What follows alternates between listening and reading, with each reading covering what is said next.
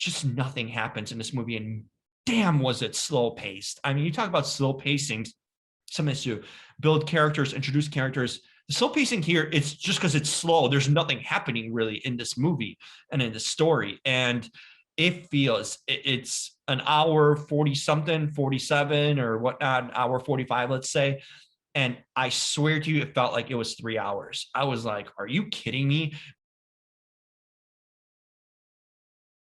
Hey, what's going on, everyone? Jim Alexander here with Real Talker. Today, I am talking and reviewing Nomadland.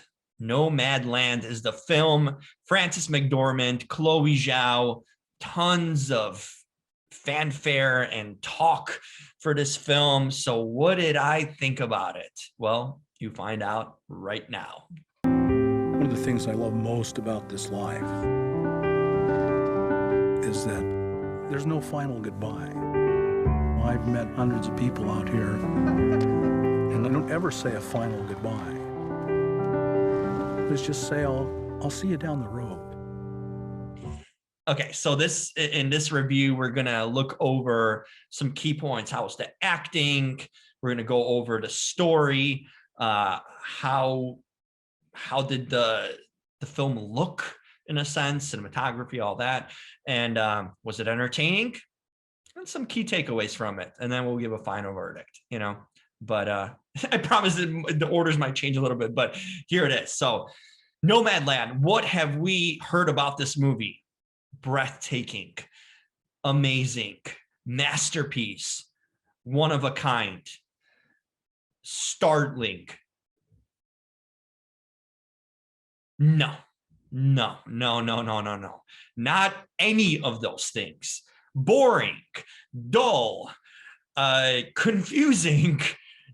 What? That was my reaction when I was watching that movie. Not all these things we've learned to hear about Nomadland being this go-to movie of the year, this front runner, 6 Academy Award nominations.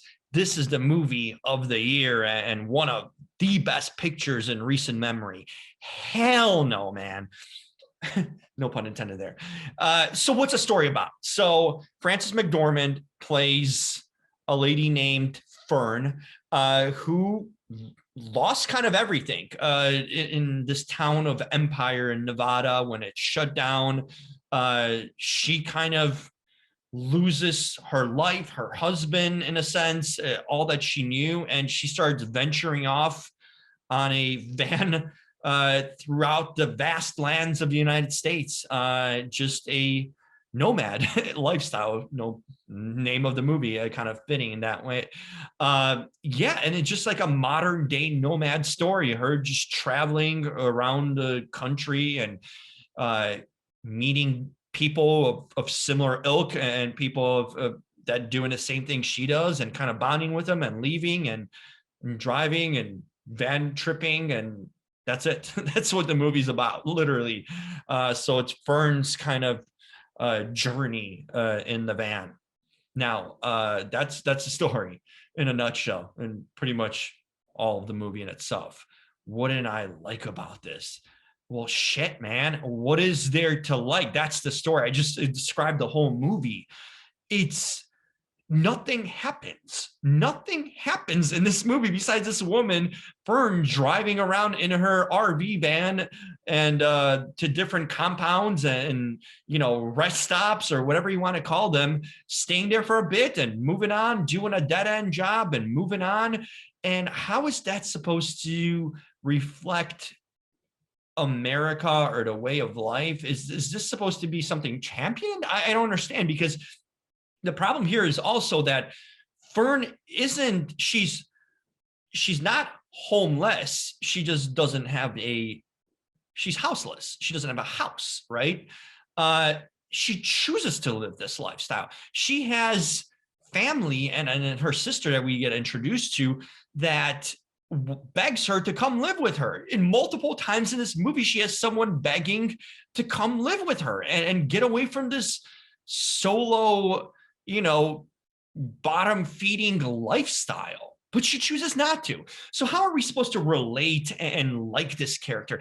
I didn't find Frances McDormand's character to be relatable or really likable. She's very moody in a sense. Fern is. She does show some qualities of empathy and somewhat some emotion, but she's kind of cold in a way. She lives this life of as if she doesn't want to live it. It's in a weird way because you don't see much joy from this woman. You see sometimes little smiles or keys to kind of give you a point of view that she's having a good time or enjoying this moment with someone, but she's kind of living a miserable life, and she's sort of a miserable person at essence. So how are we as an audience supposed to relate to it? I mean, Frances McDormand, is one of the finest actress in the world. She's just one of the best to do it. But this character is just someone you can't really connect with because you keep on thinking, why are they doing this? Why are they living this way? Like, what's the point?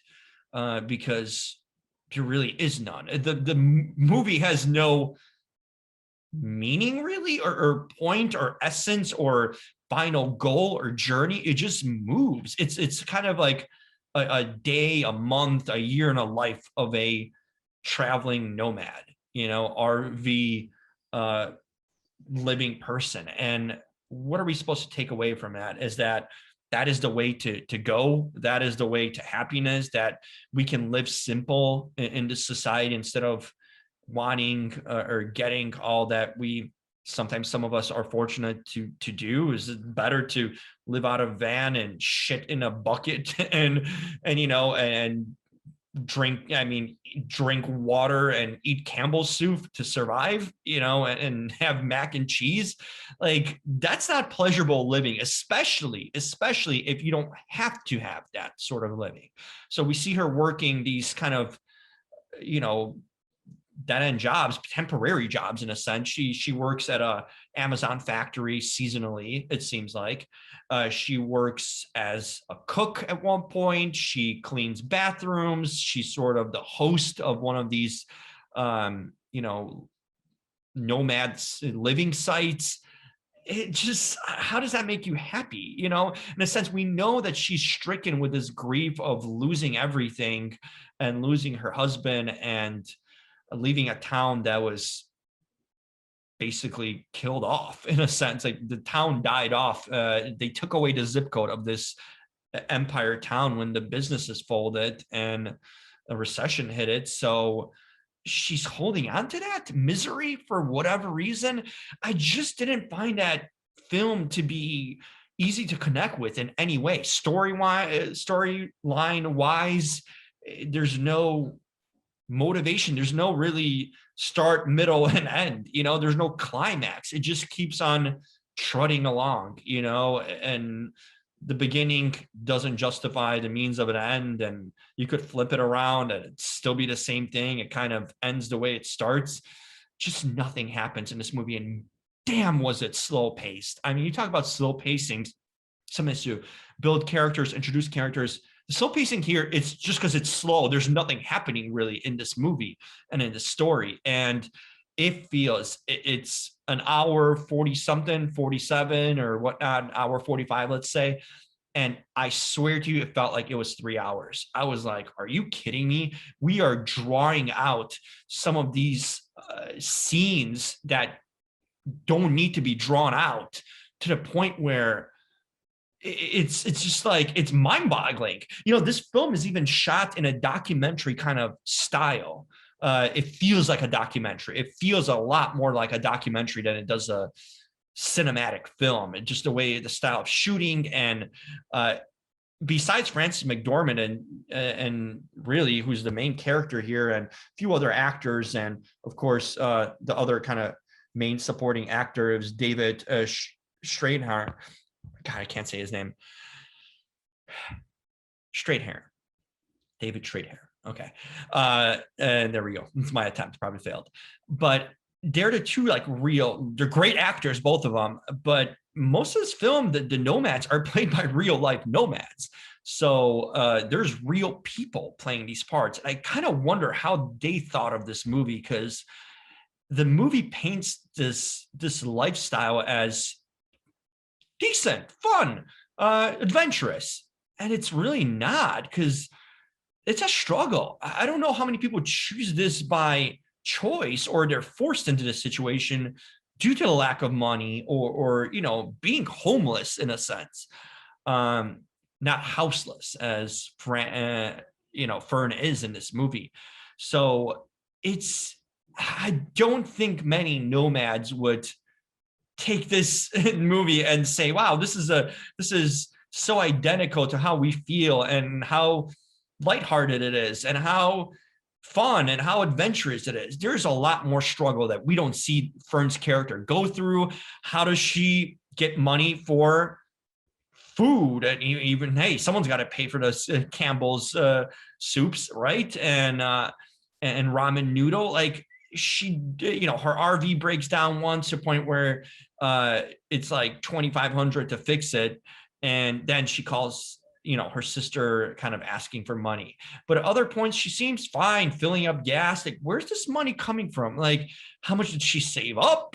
We don't know any of these things because they're not explained. It's just like, she seems to have a comfortable way of coming up with money that we don't see comes from, even though, yes, she works these jobs, but are they really enough seasonal jobs or temporary jobs to fuel up an RV and have food and all these sort of things that aren't cheap, especially if you're driving as much as she does, cross country. This stuff costs, and I just didn't feel like that character was ever at a point where she was scared for her next meal, or just running out of money, or there's no desperation. And you would think in a situation like that, there'd be a lot more desperation. So I just didn't feel that was authentic enough. It's like, yeah, seems like she's had a decent amount of savings and just traveling for the hell of it.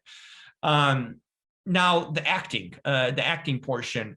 I mean, listen, when you have David and Frances in this movie, you're getting high-end quality acting. You're getting some really, really great actors that are Oscar nominated, and with all the accolades. So that part, I just thought the characters weren't good enough for these actors. I just think the characters didn't showcase all of their skills and range that they had. These were kind of solemn, depressing characters that didn't offer much in any sense. And I think the actors of that caliber have a lot more to bring to the table and showcase that they weren't able to. So as far as I see that aspect of it, I just think they weren't maximized. You could have had a lesser actor do this role and still feel kind of like their skills aren't being used. So yeah, that was disappointing in that part. Having real life nomads, interesting concept, having the real life people there, but if you're going to go documentary style, at least get a real perspective from them in that sense, right? As far as Chloe Zhao, she's getting a lot of acclaim, a lot of, might be a front runner for best director, and already has won those awards in different award shows. So clearly she's at the top of the line, but I just don't see it. I just don't see it. If you're going for a documentary, then yeah, I think you have a better feel for it. But as a cinematic, like people talk about, the cinematography is great. It's nice. It's nice because you see the nice landscapes being shot.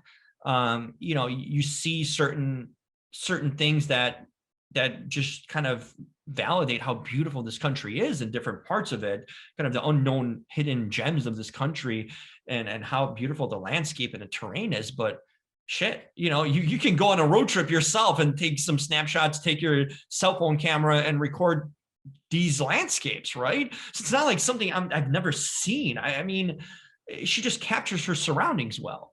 But to make this like some like, oh my God, breathtaking cinematography. Like, shit, go on a road trip, take your camera out, look out the window, make a rest stop, and film something, and you can be that cinematographer in an essence, in that way. It's like, oh my God, I've never seen that. Well, shit, take a road trip or visit this country when we get a chance to, after this pandemic, and go explore it some more. You don't have to rely on this movie to give you some breathtaking illustrations of it, which it's not as impressive, in that way if you look at it.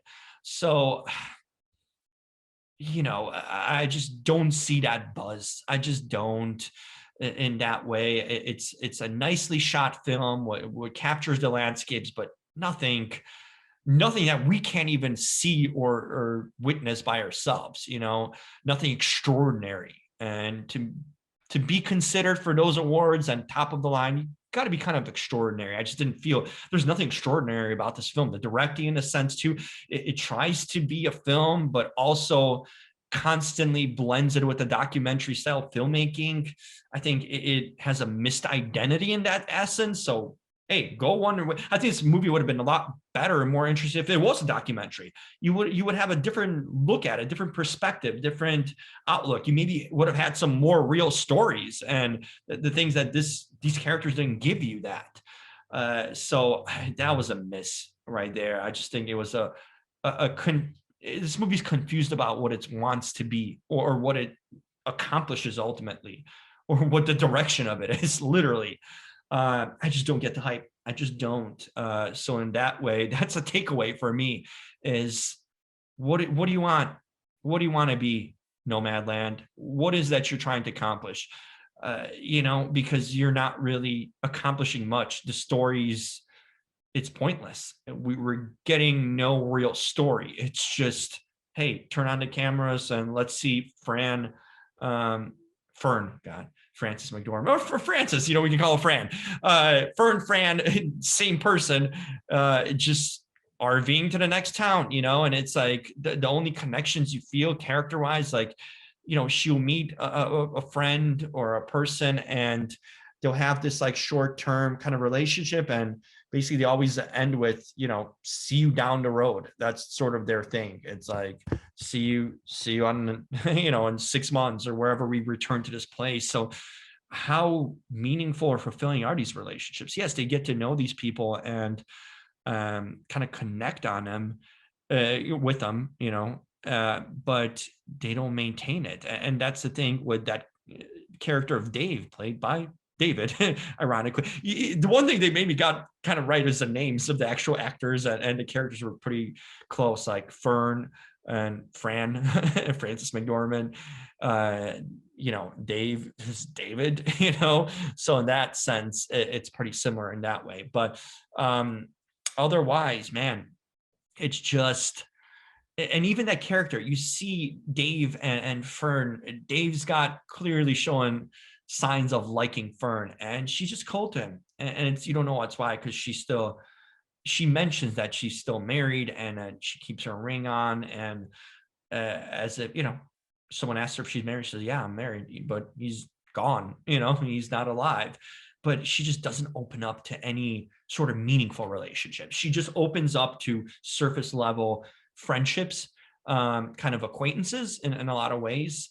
There's a few characters in the movie she somewhat has a little bit deeper connection than just a borderline acquaintance. But when Dave kind of invites her to visit him and his family, oh, sorry, I'm giving away spoilers. Who gives a shit? Nothing happens in this movie. So and he kind of wants her to stay with him. She's just like, nah. She just dips out in the middle of night, early morning, and just leaves him, flees without a bye or anything. Just kind of, how do you connect with that? How do we like root for Fern in any way? It's just hard, when her sister kind of asks her to come live with her, she just, no, takes her the money to fix the RV and dips out. She's defensive in her lifestyle. I just couldn't connect and understand this character, or what the goal there was with it. And you just don't feel much for it. There's no meaningful relationships being built. And just like I say, a flyby. That's how this movie feels like, in a van, flyby in a van, van adventure. Is that Oscar worthy?